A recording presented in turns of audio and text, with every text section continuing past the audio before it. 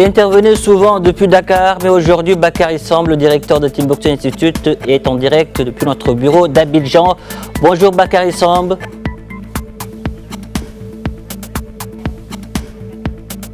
Bonjour Pape Cheikh. Alors, puisque vous êtes en Côte d'Ivoire, nous allons en profiter pour parler de ce très beau pays qui a résolument amorcé sa réconciliation impliquant toutes ses forces vives. Dans ce contexte, quel est l'apport spécifique de la part des religieux ? Oui, Pape Cheikh, comme vous l'avez dit, conformément à cette tradition africaine où la religion a toujours été un facteur de stabilisation, de cohésion et non un facteur de déstructuration, les religieux ivoiriens se sont inscrits dans cette dynamique de réconciliation.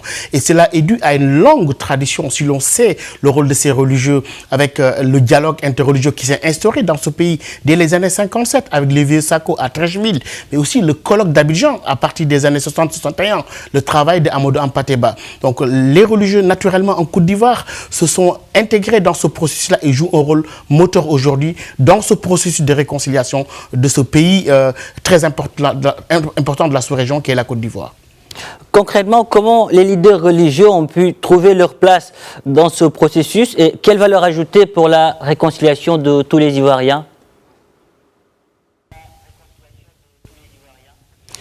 Oui, je crois que c'est basé d'abord sur ces ressources endogènes. Une tradition du dialogue bien installée dans ce pays, bien instaurée. N'oublions pas que les foyers religieux se sont développés ici depuis très longtemps. Quel que soit l'islam ou le christianisme, nous avons des foyers assez importants.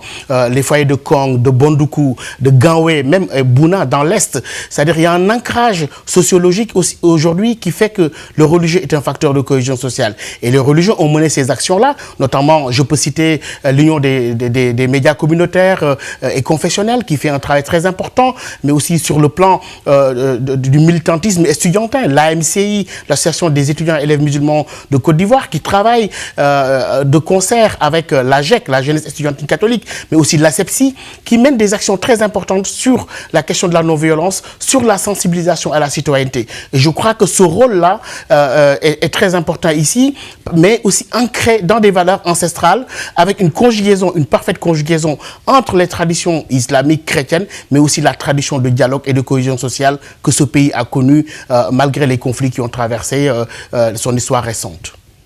Justement, Bakary Samb, on dit souvent que la Côte d'Ivoire a pu, ces dernières années, faire de sa diversité une chance vers l'unité. Quelles sont les ressources spécifiques d'un tel mécanisme ? Les ressources sont là. C'est l'histoire d'abord, le brassage, cette terre de rencontre qui, dès le XIe siècle, a connu l'islam, mais aussi a connu le christianisme, a connu d'autres formes de religiosité. Mais à chaque fois, comme je le dis souvent, avec ce que j'appelle une forme d'assimilation critique de toutes ces religiosités, se basant sur les choses qui unissent, sur les choses qui fondent le commun, vouloir de vie commune qu'on voit en Côte d'Ivoire, avec les cousinasses à plaisanterie, les sociologies autour de l'ethnicité, mais aussi dans une forme de convivialité basée sur la culture. Et comme on le dit très souvent, tout cela va dans une dynamique de co-construction de la paix. Et c'est là où c'est important que les religieux se soient impliqués. Et il y a une parfaite compréhension qu'aujourd'hui, la paix doit se co-construire vers la réconciliation. Vous savez, il y a un proverbe très connu dans la région et qui circule beaucoup en Côte d'Ivoire. Un seul doigt ne peut pas ramasser un caillou. Et je pense que voilà des ressorts, voilà des ressources endogènes culturelles qui aujourd'hui alimentent ce dialogue-là, qui à mon avis est un ferment très important pour pousser ce pays à aller vers plus de réconciliation et retrouver sa stabilité comme pays moteur de l'économie de la région. Bakary Samb, merci d'avoir répondu à nos questions. Je rappelle que vous êtes le directeur de Timbuktu Institute.